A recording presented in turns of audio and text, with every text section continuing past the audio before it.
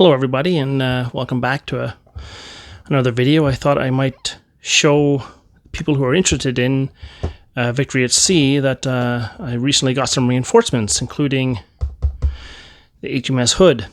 I'm just going to give you guys a quick kind of like a review of the kit and let you know my thoughts on it. Might as well just get started. This is probably one of my favorite ships, not from a perspective of that it was an excellent ship and had a great story and was in lots of battles and did really well, or had like that shock factor like the Bismarck. This is just a British ship with a cool history and a cool backstory. Unfortunately, everyone knows basically what happened to it, but if you're going to collect naval miniatures, especially if you're interested in the Royal Navy like I've been collecting, this is probably a must-have for any World War II enthusiast, naval enthusiast. I won't get into the design decisions to put it on these bases. I quite like them. I'll just show you one of my Japanese cruisers from before. On the tabletop, they are quite distracting. Like it's obviously on a green mat here, but I'm just playing a bit of 50mm bolt action, so I didn't really have any space. I wanted to do this video since I haven't done a video in quite a while. There's reasons for that. I won't get into. No one really needs to hear my problems. But I actually like the bases. I like moving them. I like turning them on the thing. I like picking them up. The worst thing about, like, say, a 50mm model is, even though I have it on this nice base, people still pick it up right by the guy, and they move it around, and they push it around, and they touch it, and they hold it in their hand like this. You know, the base, I want you to pick it up like that, but I guess I'm the only one that does that with my miniatures. I mean, here's a mortar crew, and people still pick it up by the actual figures. If you hear a cat meowing in the background, it's because I have a kitten, and he doesn't like being alone, so hopefully that won't disturb anyone. But the bases, I don't mind the bases, so I wasn't buying the HMS Hood on this big cookie, as they say. Wasn't a problem for me. Now, I will say, before I get into the actual figure, when this was previewed back, I guess a year ago, I don't know, one thing struck me as odd is that although it says the HMS Hood on it, apart from this distinctive feature right here, this back deck area, I don't think it looks that much like the Hood. I don't know what it is. It's these turrets with the really thick barrels, or the way that the B turret sticks up, like the Superman turret here. It's or super firing, I guess it's called. It sticks up a bit too far. So that was my first major concern, is that it's the Hood, but boy, something's off. It doesn't look right.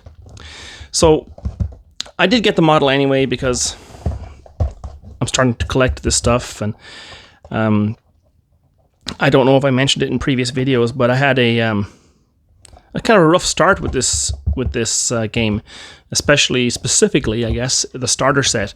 My starter set came with several errors in it, but more than that, it came with what I would consider to be subpar resin. And I don't want to go into a rant about the Warlord resin.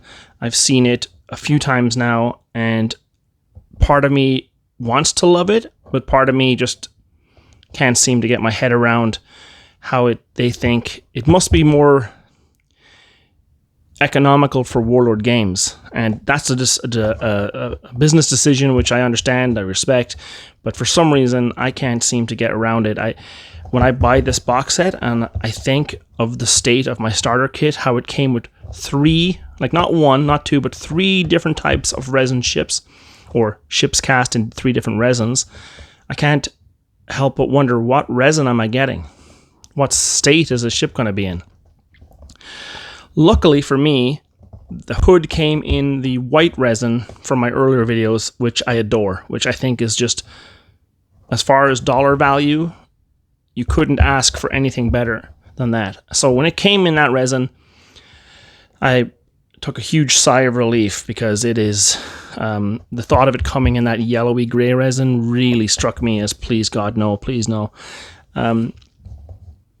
Just because it to me, I think it's a far subpar material. But enough of that.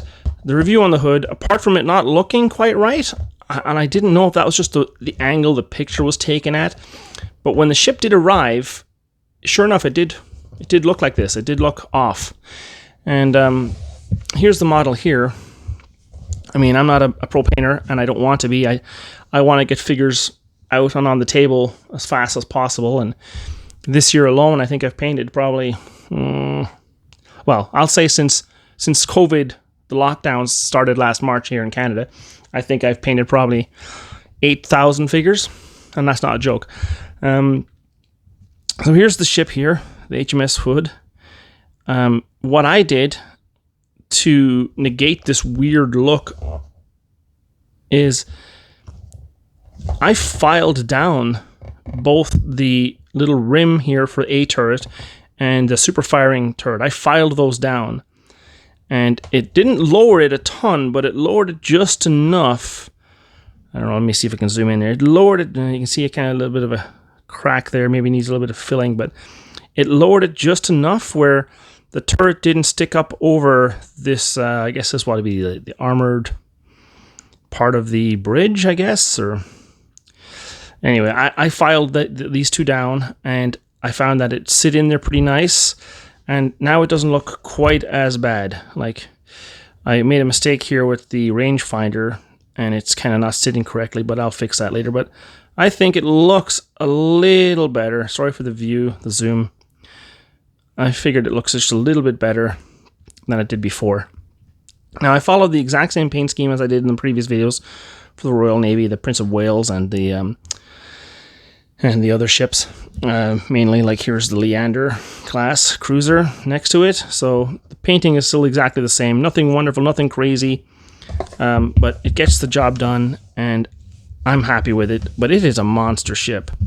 Now, there is a bit of a difference here between the sea. I'm not exactly sure what happened there. I followed the exact same process for the actual painting, but it is what it is.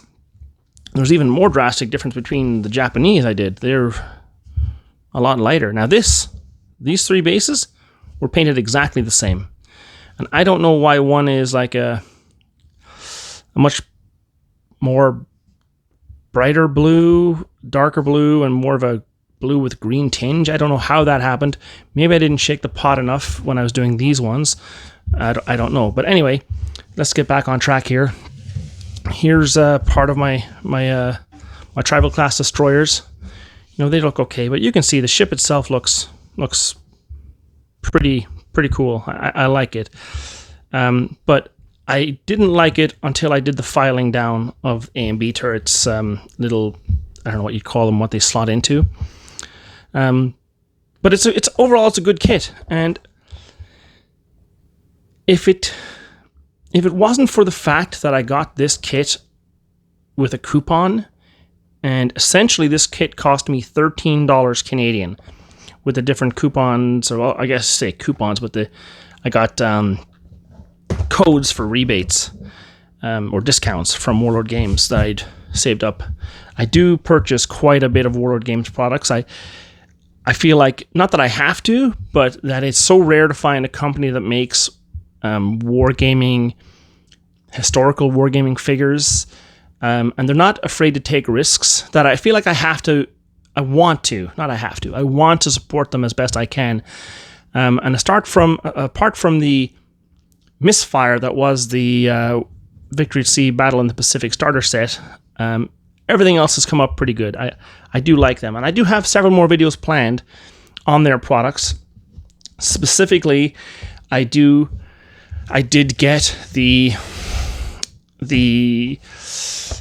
Gneisenau, which I'll do an unboxing for a little bit later. I did buy the Gneisenau, and I did, after a little bit of humming and hawing, I did splurge and get myself the book, the rule book, which I will do a review of later. Now, you can see here I paid $69.63 from my friendly local gaming store, meeplemart.com. Can't say enough good things about them.